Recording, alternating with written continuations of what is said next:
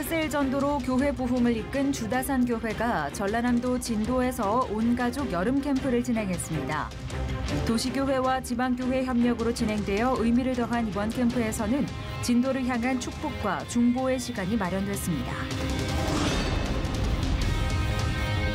대전 한빛감리교회가 2018 기도 컨퍼런스를 개최합니다. 8월 6일부터 8일까지 3박 4일간 열리는 이번 컨퍼런스에서는 기도의 능력과 기도의 영적 원리를 배우게 되며 이를 위한 50가지 강의가 마련됩니다.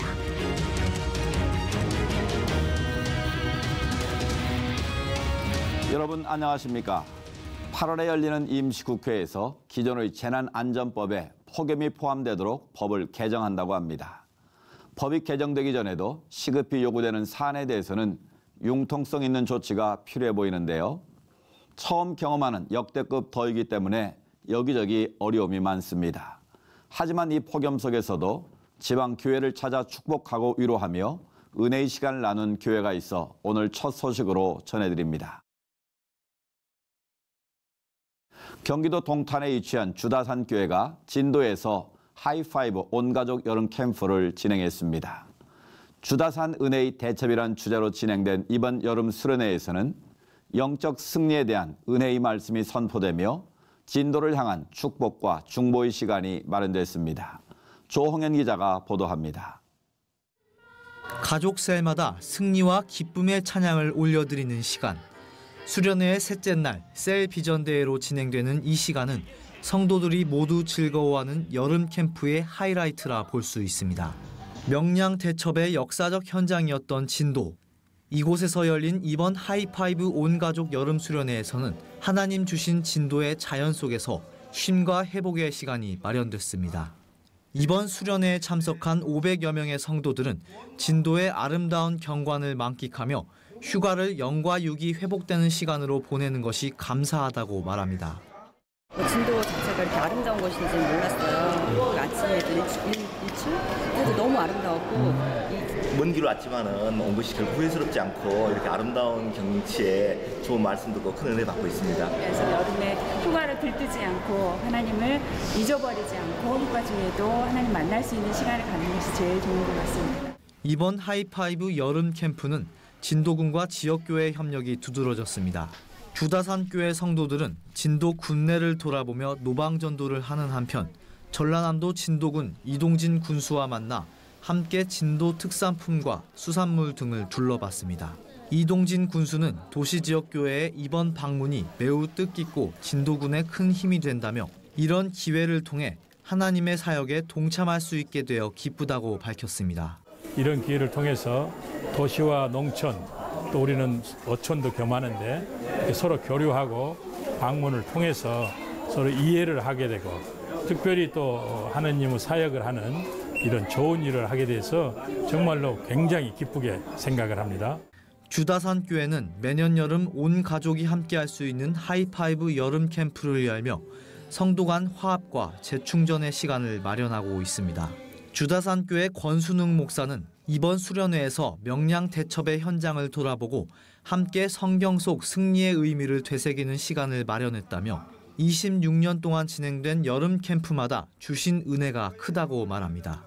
더 하나님이 가까워지는 시간, 그리고 성도의 교제를 가지는 시간, 그리고 이왕이면은 그 지역에 가서 미션도 감당할 수 있는 이런 시간 가져보고자 했던 것입니다.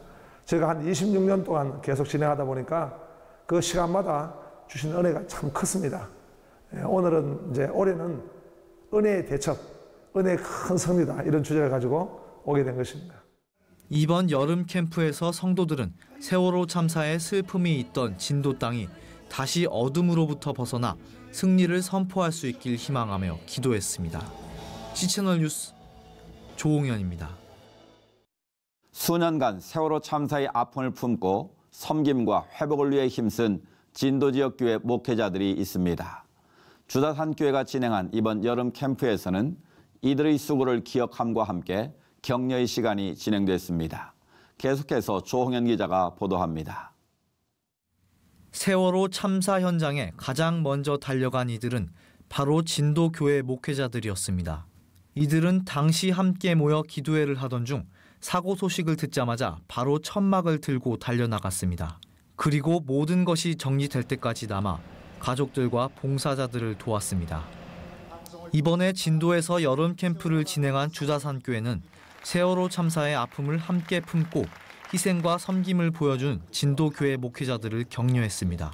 사고 현장의 모든 상황들을 지켜보고 한국교회에서 지원한 물품을 가족들에게 전달하며 자리를 지킨 팽목교회 김성욱 목사는 진도를 포함한 전국 교회가 함께 수고한 일에 자신이 격려를 받는 것이 송구스럽다고 말합니다. 그 수고가 제가 하는 것은 아니었거든요. 한국교회가 뒤에가 있었고 우리 진도군 교회연합회 모든 목회자들이 함께 있었기 때문에 제가 할 수 있었던 것이고 또 그것을 또 기억해주고 또 이렇게 하는 것이 제가 받기에는 너무 송구스러운 부분이거든요.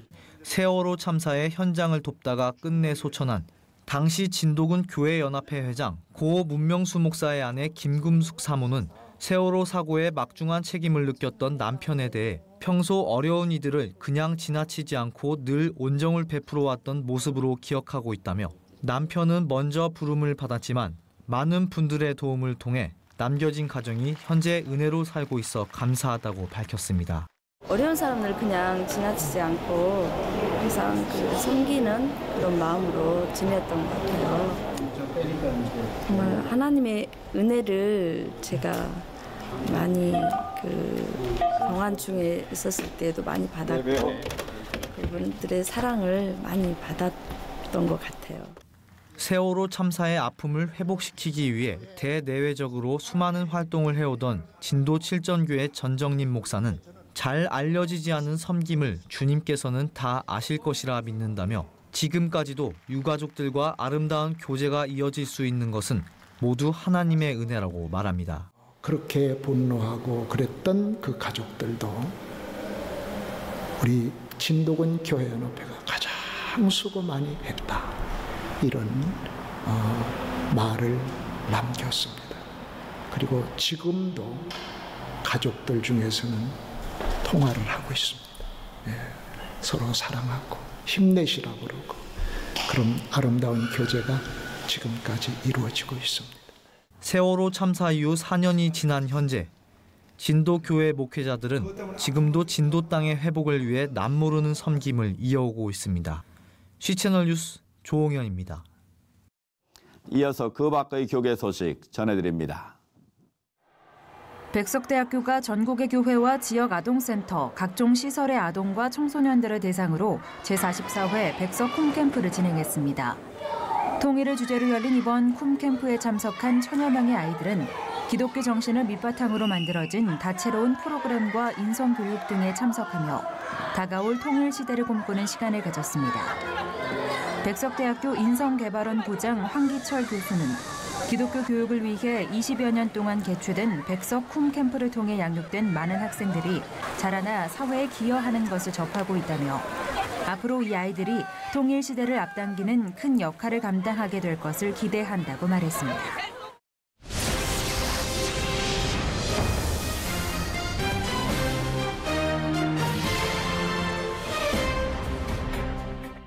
대전 한빛감리교회가 2018 기도 컨퍼런스를 열고 기도의 불을 지핍니다. 8월 6일부터 시작된다고 하는데요. 관련 말씀 대전 한빛교회 백용현 목사에게 들어봅니다. 김효정 기자가 만났습니다. 네, 목사님 안녕하세요. 네, 안녕하세요. 네, 다음 주부터 열리게 됩니다. 2018 기도 컨퍼런스 벌써부터 많은 관심을 받고 있어요. 간단히 좀 소개해 주실 수 있을까요? 2018년 우리 기도 컨퍼런스는 다가오는 8월 6일부터 8일까지 3일 동안 진행이 됩니다. 올해로 저희들이 이 컨퍼런스가 이제 3년째 되어지면서 더 많은 사람들에게 알려지고 또 참가도 많아지고 있죠. 이 컨퍼런스는 그야말로 기도에 관한 모든 것을 나누는 모임이라고 하면 되겠습니다. 우선은 3일 동안 기도에 관한 50가지의 강의가 이어집니다. 많은 분들이 놀라긴 하는데요. 정말 50가지의 기도 원리들을 저희들이 함께 나누는 모임입니다. 그러니까 새벽 5시부터 밤 10시까지 하루 종일 3일 동안 집회가 이어지죠. 예, 그렇게 되어지고 이 기도 컨퍼런스는 그야말로 지금까지 한국 교회가 기도원에서 기도하자라고 한 운동이라면 이 컨퍼런스는 기도를 배우자, 또 기도를 바르게 알자라고 하는 것이 중요한 핵심이 됩니다. 그래서 현재 저희들이 해마다 이 컨퍼런스는 전국과 세계에서 한 3,000명의 성도님들이 모이고요. 교회로는 한 500개 교회가 함께 참여해서 목회자뿐 아니라 또 기도에 관심 있는 모든 성도님들과 학생들까지 컨퍼런스에 참여해서 기도하는 일에 전무하고 또 전국에 기도를 하겠다는 이렇게 열망을 가진 분들이 오기 때문에 또 그 분위기가 매우 뜨겁습니다. 그래서 기도 컨퍼런스를 통해서 저희 교회도 해마다 큰 은혜를 받고 있고 또 함께하는 많은 우리 교회들 가운데도 이 모임이 이제는 많이 알려졌고 또 여름에 각 교회가 모이는 소중한 모임으로 자리를 잡아가고 있는 것 같습니다. 그렇군요. 목사님, 이렇게 은혜의 자리를 만드시기까지의 계기가 좀 있었을 것 같은데 어떻습니까? 두 가지 정도인데요. 하나는 저희 개인적인 어떤 체험에서 근거한다고 볼 수 있는데요. 저도 목회하면서 기도가 정말 소중하고 귀한 것이라고 하는 것을 제 스스로 깊이 체험하는 그런 경험이 있었습니다.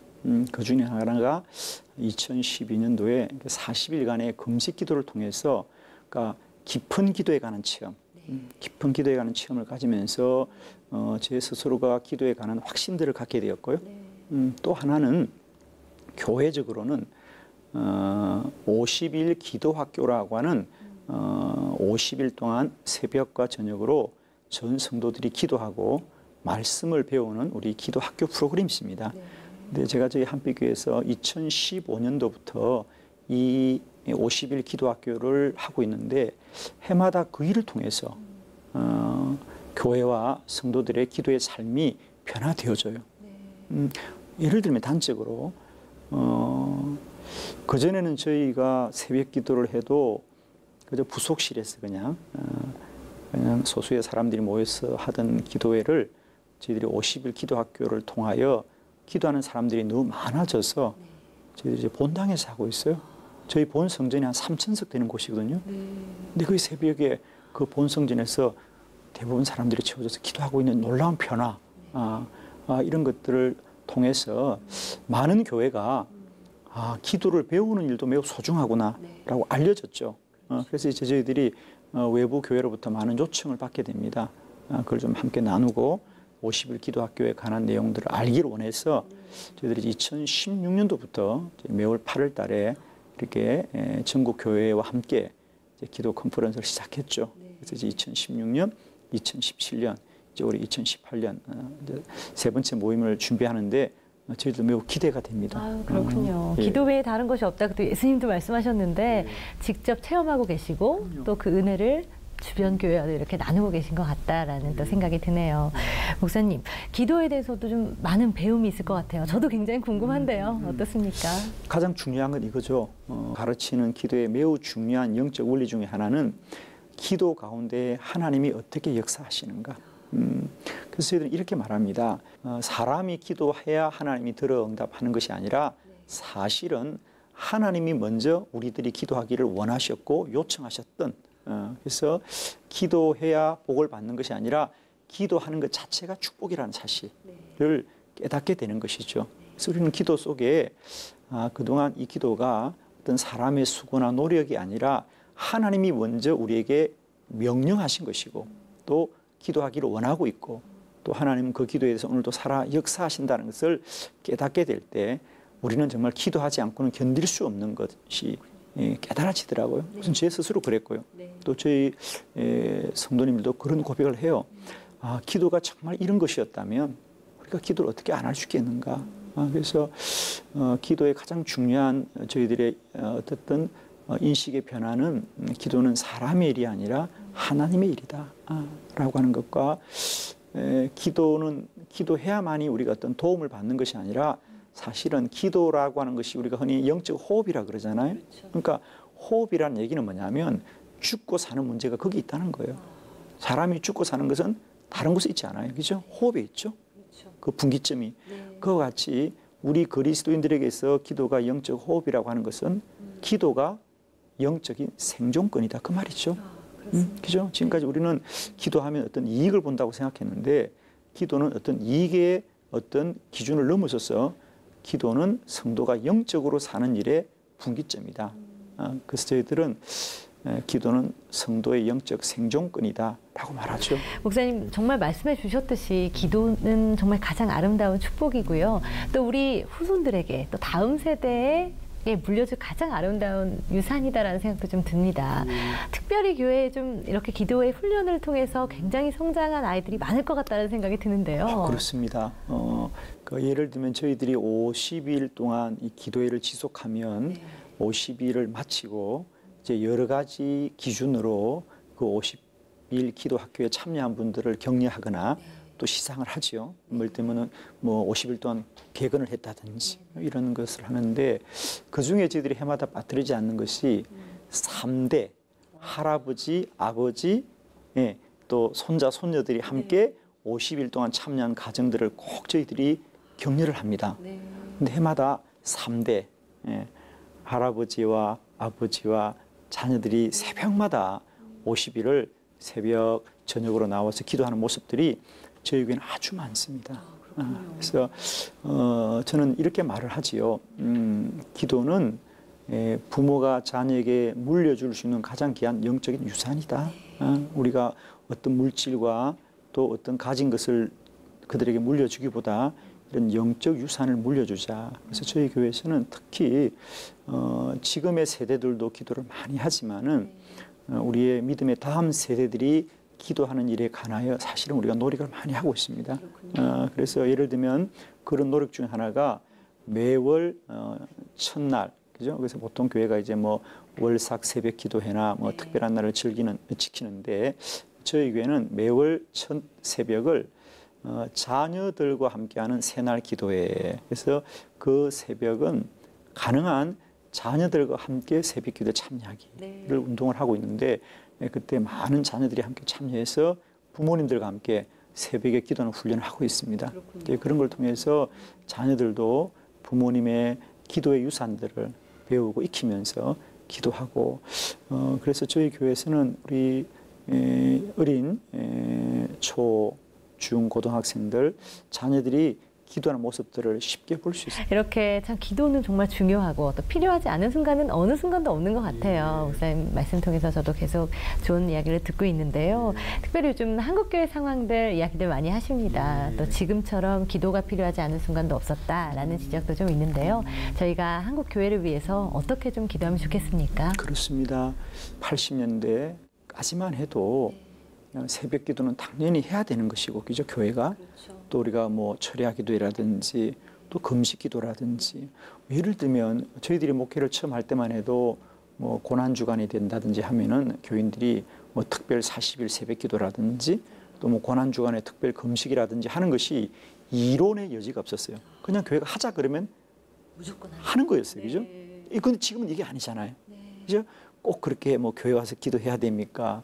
꼭 뭐 새벽에 해야 됩니까?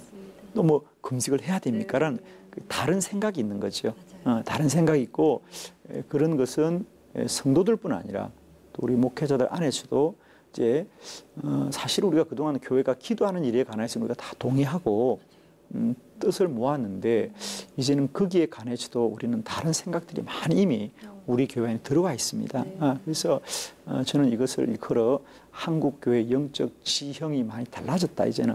그렇다고 하는데 우리가 지금 해야 될 일은 뭐냐? 다시 한국교회 영적 지형을 바꾸자고 하는, 즉 영적인 흐름을 좀 바꿔야 된다. 그래서 새벽 기도회나 또 우리 철야 기도회나 또 금식 기도회나 또 부르짖는 이 통성 기도회 이런 우리 영적인 좋은 자산과 유산들을 좀 계속 지켜가고 또 다시 한국교회가 지금 현재 어떤 영적 침체기나 또 어떤 영적인 무기력함이나 영적인 패배감에 빠져 있는 이 영적 흐름과 영적 지형을 바꾸는 일이 필요하다. 그것은 한두 사람의 어떤 주장이나 노력이 아니라 교회가 오직 기도를 통하여 이런 영적 지형을 좀 바꾸자.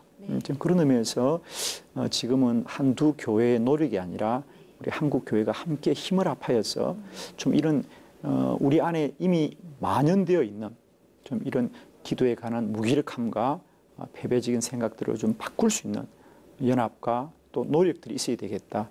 저는 그런 의미에서 이런 기도 컨퍼런스도 매우 중요하다. 우리가 개교에서도 기도하는 건 중요하지만 이런 일정한 컨퍼런스에 오면 우리와 함께 더불어 많은 사람들이 기도하는 모습들을 또 경험할 수 있고 또 한 3,000명, 4,000명이 모여서 함께 기도할 때 그 뜨거운 열기는 또 다릅니다. 그래서 훨씬 더 우리가 다시 용기를 얻게 되고 엘리야가 나 혼자 기도한다고 생각했는데 하나님이 아니다 엘리야야 너 외에도 무릎 꿇지 않는 어려운 자 7,000명이 있다고 했을 때 엘리야는 회복이 되는 거거든요. 맞습니다. 똑같은 사실이지만 알게 될 때 회복되는 것처럼 저는 한국교회가 다시 이 기도의 불을 좀 다시 살려내는 연합과 노력이 꼭 있어야 되겠다라고 생각합니다. 네, 하나님이 참 한반도를 많이 사랑하시고 여러 가지 기적을 기도를 통해서 베풀어 주셨듯이 앞으로의 영적 지형이 새롭게 또 놀랍게 변화될 그날을 함께 기도하도록 하겠습니다. 그런 의미에서 2018 기도 컨퍼런스 저도 같이 기도하며 응원하겠습니다. 네, 감사합니다. 네, 목사님 오늘 말씀 감사합니다. 네, 감사합니다.